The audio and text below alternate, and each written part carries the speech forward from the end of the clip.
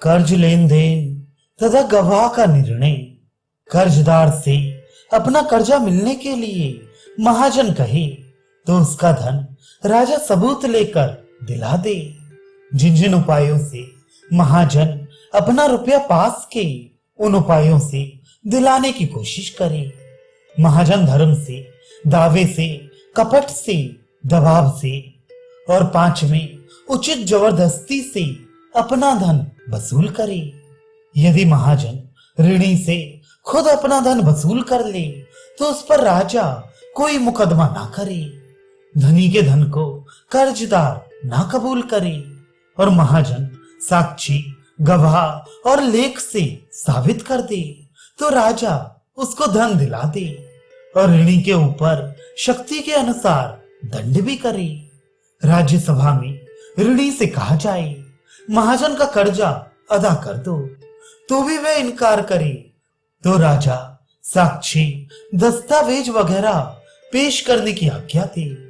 जो झूठा गवाह या कागज पत्री पेश करे, जो पेश करके इनकार करे और जो पूर्वापर की कही बातों का ध्यान न रखे या जो बात को उलटता है, कबूल करके भी पूछने पर इनकार करता है और जो एकांत में गवाहों के साथ बातचीत करे, जाने हुए प्रश्न का उत्तर ना दे, पूछने पर कुछ ना कहे और जो कहे सो दृढ़ता से ना कहे, जो पूर्वापर बातों को ना जाने, ऐसे पुरुष अपने अर्थ धन से हार जाते हैं। मेरे साक्षी हाजिर हैं ऐसा कहकर जो मांगने पर हाजिर ना कर सके, न्यायाधीश उसको भी हरा दे। वादी अपने दावे को सिद्ध ना कर सके तो वह धर्मानुसार शिक्षा और दंड दोनों का पात्र होता है। और जो प्रतिवादी 1.5 महीने के भीतर झूठे दावे से हुई हानि की नालिश ना कर सके तो वह भी हारा समझा जाए। प्रतिवादी जितने धन के लिए झूठ बोले और वादी जितने धन का झूठा दावा करे, राजा उन दोनों अधर्मियों को उसका दूना दंड करे। अगर राजा और ब्राह्मण के सामने पूछने पर ऋणी इनकार कर जाए तो 3 गवाह देकर ऋण सत्य कराएं। अब धनियों को और दूसरों को भी कैसे गवाह देने चाहिए और वे कैसे सच्ची गवाही दें, यह सब कहा जाता है। कुटुंबी, पुत्रवान, उसी देश का वासी, क्षत्रिय, वैश्य, शूद्र, ये लोग जब वादी बुलाएं तो गवाही दे सकते हैं, सब कोई नहीं। सब वर्णों में जो यथार्थ कहने वाले और धर्मज्ञ हों, लोभी ना हों, उनको साक्षी करना चाहिए।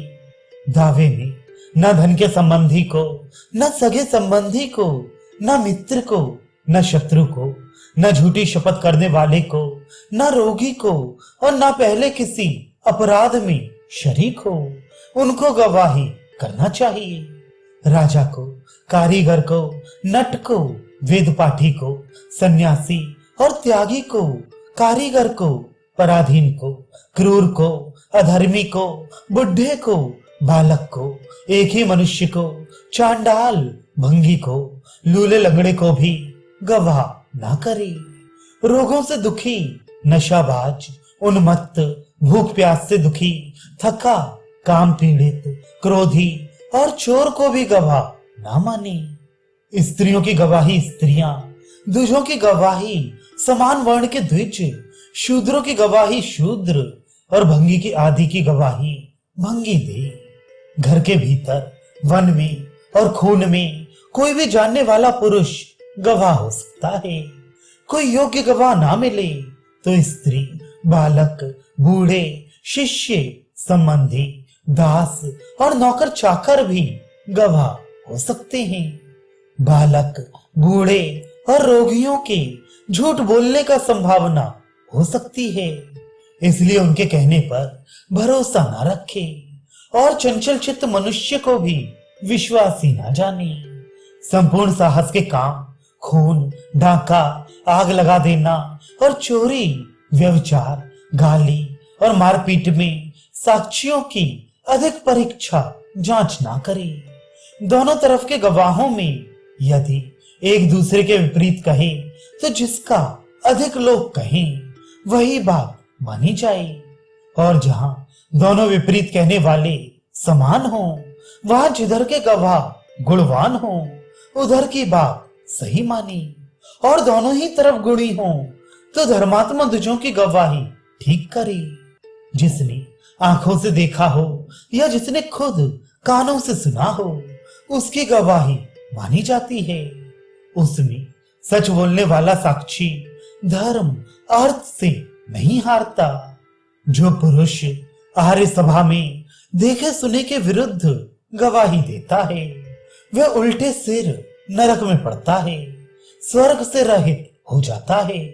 जिस मामले में गवाह ना भी हो तो भी पूछने पर जैसा देखा सुना हो वही बयान करे। निर्लोभ एक भी पुरुष गवाह काफी होता है, पर बहुत सी पवित्र स्त्रियां भी गवाह नहीं हो सकती, क्योंकि स्त्री की बुद्धि स्थिर नहीं होती। निर्णय के समय गवाह स्वाभाविक रीत से जो कहे उसको प्रमाण माने, और भय लोभ आदि से जो विरुद्धवाद कहे वह बिल्कुल व्यर्थ है। सभा में गवाह आ जाने पर न्यायकर्ता वादी प्रतिवादी के सामने इस प्रकार कार्य आरंभ करे, इस मामले में आपस में जो कुछ हुआ है वह जो तुम जानते हो सत्य कहो, क्योंकि इसमें तुम्हारी गवाही है। गवाह गवाही में सत्य बोलकर उत्तम गत को पाता है और यहाँ कीर्ति पाता है। सत्यवाणी की वेद में प्रशंसा की है।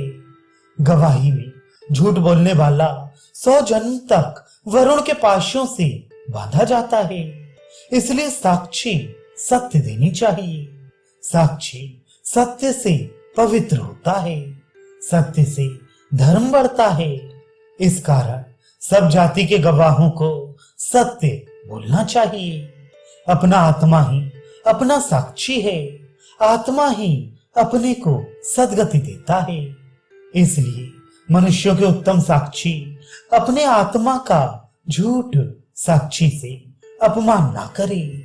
पापी लोग जानते हैं कि पाप करते हमको कोई देखता नहीं, परंतु उनको देवता और अंतरात्मा देखता है। आकाश, पृथ्वी, जल, हृदय, चंद्रमा, अग्नि, वायु, रात्रि, संध्या और धर्म, इन सबके अधिष्ठात्री देवता सब प्राणियों के भले बुरे आचरणों को देखते हैं। न्यायाधीश स्नान आदि से पवित्र होकर देवता और ब्राह्मण के समीप में पवित्र दो जातियों को पूर्व या उत्तर मुख कराकर प्रातः काल सच सच वृतांत पूछे। ब्राह्मण से कहो ऐसा पूछे, क्षत्रिय से सच बोलो इस भांति पूछे, और गौ, बीज, सोना चुराने का पातक तुमको होगा ऐसा कहकर वैश्यों से पूछे, सब पाप तुमको लगेगा यूं कहकर शूद्र से साक्षी ले।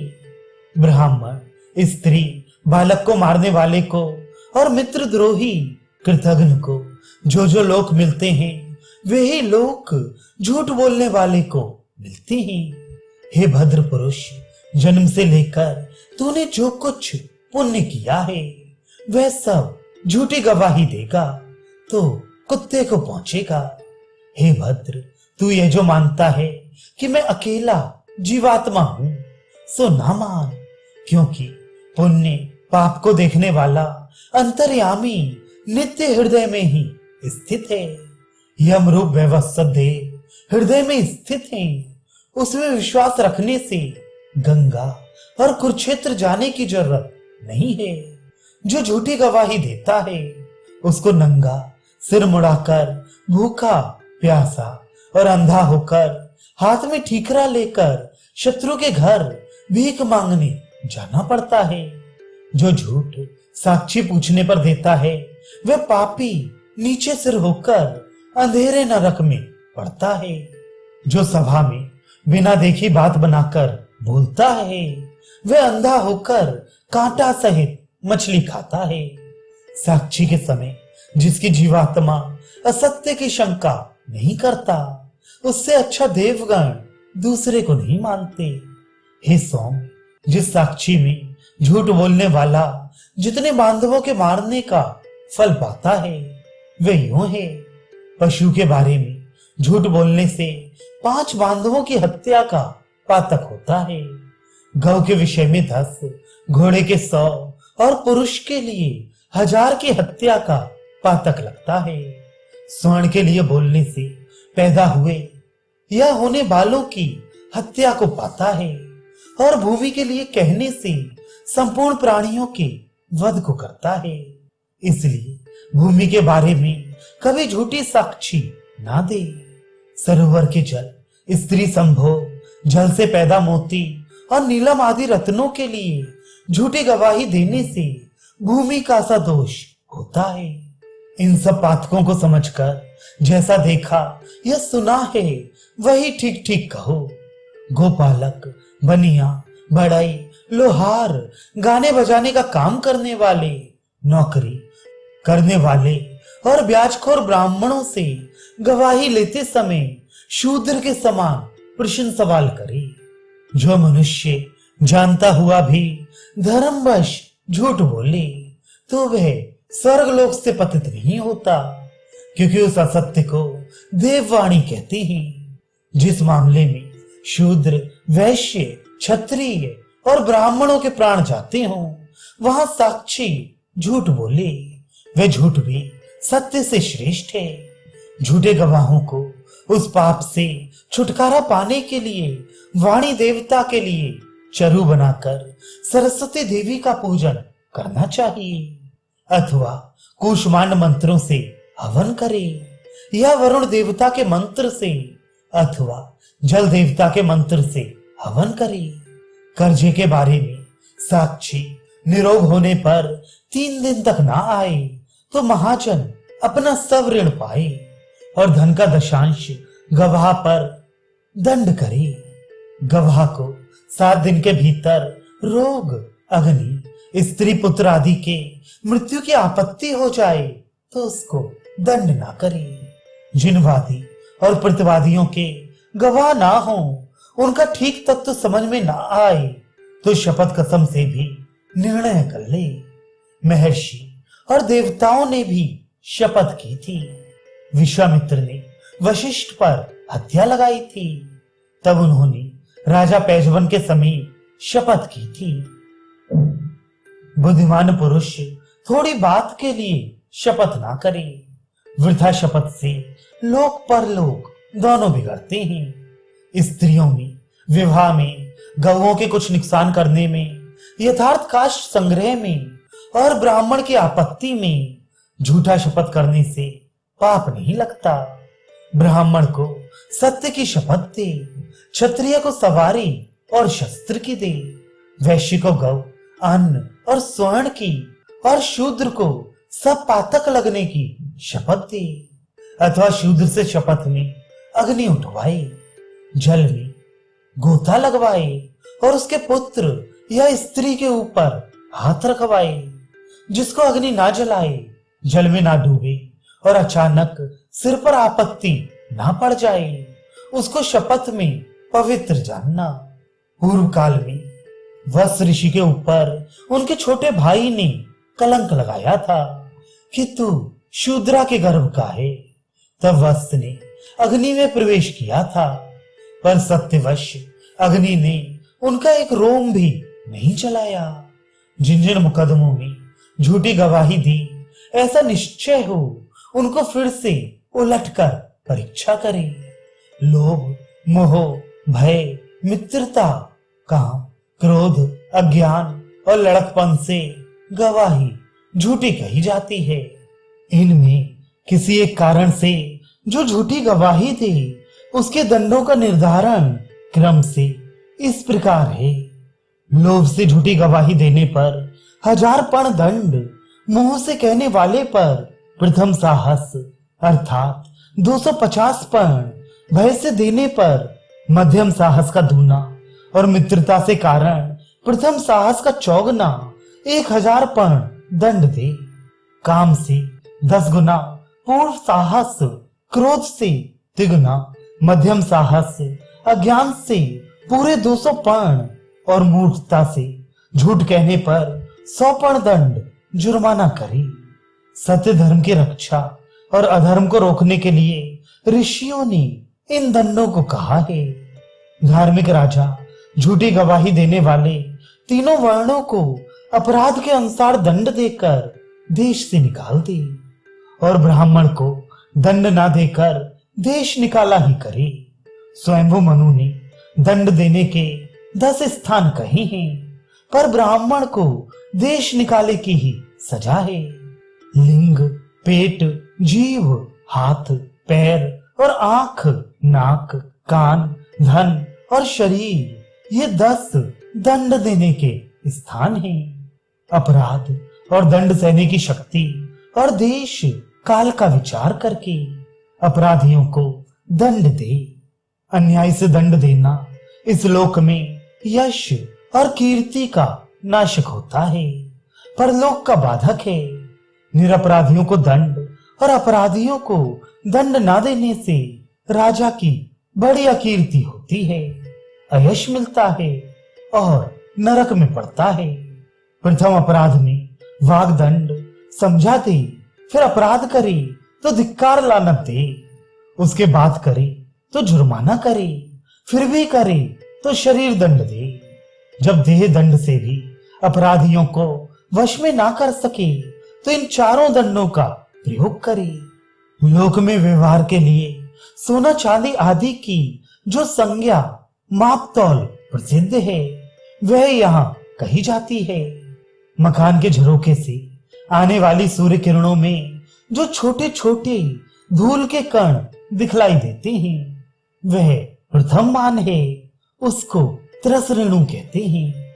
8 त्रस रेणु, 1 लिच्छा, 3 लिच्छा, 1 राई, 3 राई, 1 सफेद सरसों, 6 सरसों, 1 मध्यम यव, 3 मध्यम यव, 1 कृष्णल, 5 कृष्णल, 1 माश, 16 माश, 1 स्वर्ण, 4 स्वर्ण, 1 पल, 10 पल, 1 धरण, 2 कृष्णल, 1 चांदी का माशा, 16 चांदी माशा, 1 धरण, यह चांदी का पुराण।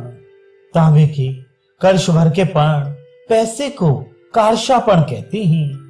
10 धरण, 1 चांदी का शतमान, 4 स्वर्ण, 1 धरण, 250 पर्ण प्रथम साहस साधारण दंड, 500 पर्ण मध्यम साहस, 1000 पर्ण उत्तम साहस कहलाता है।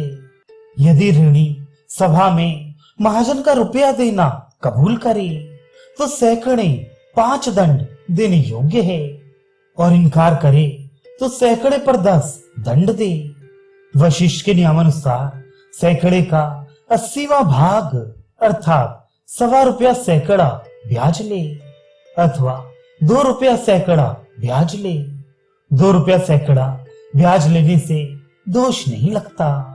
ब्राह्मण आदि चारों वर्णों से क्रम से 2, 3, 4 और 5 रुपए सैकड़ा माहवारी ब्याज ग्रहण करे। भूमि, गौ, धन आदि भोग के पदार्थ यदि आदि गिरवी महाजन के रखे तो महाजन को ब्याज ना मिले और नियमित समय में ऋणी छुड़ा ना सके तो उसको महाजन बेचकर या किसी को दे नहीं सकता। आधी गिरवी की वस्तु को ऋणी की आज्ञा बिना ना बरते यदि काम में लाए तो ब्याज छोड़ दे और टूट फूट जाए तो ऋणी को उसके बदले धन आदि देकर खुश करे, नहीं तो चोर माना जाता है। गिरवी और उपनिधि अमानत के पदार्थ बहुत दिन पड़े रहे तो भी अवधि नहीं बीत जाती। जब मालिक चाहे तभी ले सकता है। गौ, ऊंट, घोड़ा वगैरह किसी ने प्रेम से बरतने को दिए हो और यदि वह बरतता हो तो भी उसके मालिक का हक बना रहता है। यदि किसी वस्तु को दूसरे लोग 10 वर्ष तक बरतते रहते हैं और उसका मालिक चुपचाप देखा करे तो फिर वह उसको नहीं पा सकता। वस्तु का स्वामी पागल ना हो और नादान ना हो, पर उसका वस्तु दूसरा भोगता रहे, तो न्याय से उसका अधिकार नहीं रहता, भोगने वाला पा जाता है। गिरवी वस्तु, सीमा, बालक का धन, धरोहर, प्रसन्नता से भोगार्थ दिया धन, स्त्री और राजा का धन, क्षत्रिय का धन, इनको दूसरा भोगे भी तो स्वामी का अधिकार नहीं जाता। जो चालाक मनुष्य गिरवी चीज को बिना स्वामी के कहे भोगता है, उसको आधा ब्याज छोड़ देना चाहिए, क्योंकि उसका आधा भोग से पट गया। कर्जे के रुपए का सूद एक बार लेने पर ऋण का धन दूने से अधिक नहीं लिया जा सकता, और धान्य, वृक्ष के मूल, फल, ऊन और वाहन 5 गुने से अधिक नहीं लिए जाते हैं। जो सूद का ठहराव हो चुका है, उससे अधिक शास्त्र के खिलाफ नहीं मिल सकता है। ब्याज का कायदा यही है कि अधिक से अधिक 5 रुपए सैकड़ा लिया जा सकता है। एक वर्ष में ब्याज मिलाकर मूलधन दूना हो जाए तो उतना ब्याज ना ले, ब्याज का ब्याज ना ले। नियत काल बीतने पर दूना, तिगना आदि लेने का ठहराव ना करे, और उससे कोई काम धोखा देकर ना कराए। जो कर्जदार पुराना कर्जा अदा ना कर सके और नया व्यवहार चलाना चाहे, तो पुराने कागज को बदलाकर नया करा ले, लेकिन ब्याज भी ना दे सके तो उसको मूलधन में जोड़ दे। जो रकम हो उसको सूद दिया करे। चक्रवृद्धि ब्याज का आश्रय करने वाला महाजन देश काल के नियम से ही ब्याज आदि पाए, म्याद गुजरने पर पाने योग्य नहीं है। समुद्र आदि के रास्ते, देश विदेश में व्यापार चतुर महाजन जो आय व्यय के अनुसार भाड़ा ब्याज आदि तय करे, वही प्रमाण है। जो मनुष्य जिसको हाजिर करने के लिए प्रतिभू जामीन हो, वह उसे हाजिर ना कर सके तो वह अपने पास से उसका ऋण चुकाए। जमानत का धन, फिजूल दान, जुए का रुपया, मध्य का रुपया और जुर्माना का रुपया पिता के मरने पर उसके बदले पुनः नहीं दे सकता। सिर्फ हाजिर करने की जमानत में पहली बात जानी, परंतु ऋणी के बदले में कर्ज अदा करने की जमानत वाला मर जाए तो उसके वारिसों से भी दिलाए। कर्जदार कर्ज ना दे और जामीन मर जाए तो महाजन कैसे अपना रुपया वसूल करे? किसी से नहीं। यदि जामीन को ऋणी रुपया सौंप गया हो और उसके पास भी खूब धन हो, तो जमानती के मरने पर उसका पुत्र ऋण चुकाए। ये धर्मशास्त्र की मर्यादा है। नशेबाज, पागल, दुखी, पराधीन, बालक, बुढ़ा और सामर्थ्य के बाहर प्रतिष्ठा करने वाले का व्यवहार ठीक नहीं माना जाता। आपस की लिखा पढ़ी या जुबानी ठहरी भी कोई बात यदि धर्म, कानून और रिवाज के खिलाफ हो तो सच्ची नहीं मानी जाती। कपट से किया हुआ गिरवी, विक्रय, दान, प्रतिग्रह और निक्षेप धरोहर को भी लौटा देना चाहिए। यदि ऋणी मर गया हो और ऋण का द्रव्य कुटुंब में लगाया हो तो उसके बाद न मिले या जुड़े हो पर अपने धन से ऋण दे। कोई अधीन पुरुष भी स्वामी के कुटुंब के लिए देश या प्रदेश से लेन देन कर ले तो स्वामी उसको कबूल कर ले, इनकार ना करे। जबरदस्ती से दिया, जबरदस्ती भोग किया, कुछ लिखाया या कुछ किसी से कराया ना किए के समान मनु जी ने कहा है। 3 दूसरे के लिए दुख पाते हैं, साक्षी, जामीन और ऋणी के कुटुंबी, और 4 दूसरे के कारण बढ़ते हैं, ब्राह्मण, धनी, बनिया और राजा। राजा निर्धन होकर भी अनुचित धन आदि ना ले और धनी होकर भी लेने योग्य धन थोड़ा भी ना छोड़े। ना लेने लायक वस्तु को लेने और लेने लायक को छोड़ने से राजा का ढीलापन जाहिर होता है और अपयश पाकर नष्ट हो जाता है। उचित धन लेने से प्रजाओं को वर्ण संकर न होने देने से और दुर्बलों की रक्षा करने से राजा को बल प्राप्त होता है और लोक परलोक में सुख भोगता है। इसलिए राजा यमराज के समान अपना प्रिय और अप्रिय छोड़कर क्रोध और इंद्रियों को वश में करके समभाव प्रजा पर रखे। जो राजा मूर्खता से अधर्म के कार्य करता है उस दुष्ट को शत्रु शीघ्र ही वश में कर लेते हैं, परंतु जो काम क्रोध आदि को वश में करके धर्म से कार्यों को देखता है उसकी प्रजा समुद्र के नदियों की भांति अनुगामी होती है। यदि ऋणी राजा से कहे कि धनी जबरदस्ती ऋण वसूल करता है तो भी राजा उसका धन दिलाए और ऋणी पर ऋण का चौथाई दंड करे। समान जाति या हीन जाति कर्जदार महाजन का धन उसके यहाँ काम करके चुका दे और महाजन से ऊंची जाति का ऋणी धीरे धीरे अदा कर दे। इस भांति राजा आपस में झगड़ा करने वालों का निर्णय साक्षी लेख आदि के आधार से करे।